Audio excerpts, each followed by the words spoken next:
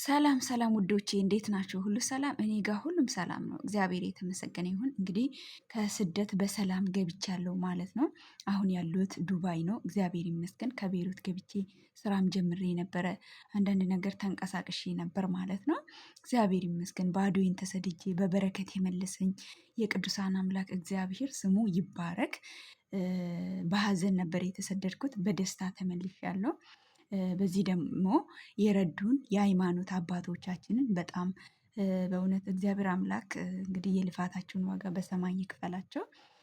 እንዲሁም መንፈሳዊ ማህበራት ላይ በመግባት በመማር ባለንበት ቦታ በመጸለይ እግዚአብሔርን በማግኘት የብቸኝነትን የሀዘን መንፈስ ተወግዶልን ለካ እግዚአብሔር በስደት ከአባቶቻችን ጋር እንደነበረ ዛሬም ከኛ ጋር ነው በማለት 5 ዓመቱን እንግዲህ በትምህርት በወንጌል በመንፈሳዊ አገልግሎት በነበረኝ ቆይታ እግዚአብሔር አምላክ በበረከት ጎብኝቶኝ በሰላም ወደ ሀገሬ ተመልሻለሁ። ምንም አይነት ገንዘብ አልነበረኝም ነበረ ወደ ስደት ስሰደድ 2010 ላይ 2014 ላይ ግን እግዚአብሔር የተመሰገነ ይሁን የራሴን ስራ የምከፍትበት መንቀሳቀሻ ነገር አግኝቼ ወደ ሀገሬ በደስታ ተመልሻለሁ ማለት ነው። አሁን ያለሁት ዱባይ ነው። ለዚህ ሁሉ ስኬት ለረዱኝም ቤተሰቦቼንም አመሰግናቸዋለሁ። በተለይ ወንድሜ ገንዘቤን አስቀምጠውልኛል። በአሁን ዘመን የሰው ልጅ የሰውን ገንዘብ የሰውን አደራ በሚበላበት ሰዓት እኔ እሱ ጋር የላኩትን ገንዘብ አስቀምጠውልኝ ስራ ሰርቶ አትርፎ ጠብቆኛል።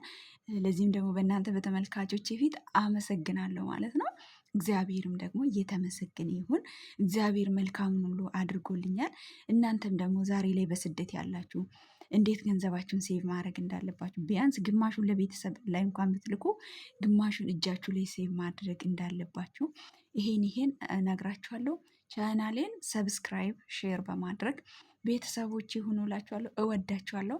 በስደት ያለን ወገኖች በሀዘን የተሰደድ ነው እግዚአብሔር አምላክ በደስታ ይመልሰን። እንግዲህ ከሀዘን ተላቀን ሰርተን አግኝተን ፈጣሪያችንን አመስግነን በደስታ እንድንመለስ የልዑል እግዚአብሔር ቅዱስ ፈቃድ ይሆንልን ማለት ነው። እኔ በጣም ደስ ብሎኛል። እግዚአብሔር ይመስገን። በዛ በቤይሩትም እያለሁ እውነት አንድ ቀን ከዚህ ሀዘን ከዚህ መከራ ከዚህ ችግር ተላቅቄ አምላኬን አንድ ቀን አመሰግናለሁ ብዬ ወደ ፈጣሪም እለምን ነበረ። እግዚአብሔርም 5 ዓመት ማለት ወደ ኢትዮጵያ ሳልገባ ቀላል አይደለም። እግዚአብሔር ግን በመንፈስ ቅዱስ በወንጌል እያጽናናን በአባቶቻችን ላይ አድሮ በሰላም ለመመለስ ደርሰናል። አሁንም በስደት ላይ ያላችሁ ጊዜያችሁን በማዩን ነገር ላይ አታጥፉ። ጸሎት በማድረግ ወንጌል በመማር የተለያዩ ትምህርቶችን በመማር ጊዜያችሁን አሳልፉ ማለት ነው። ቅመሞቼ ለምን እናንተ ዘፈን የተለያየ ነገር ስትሰሙ ሆዳችሁ ጭራሽ ይበሳችኋል፣ ሆዳችሁ ይከፋል።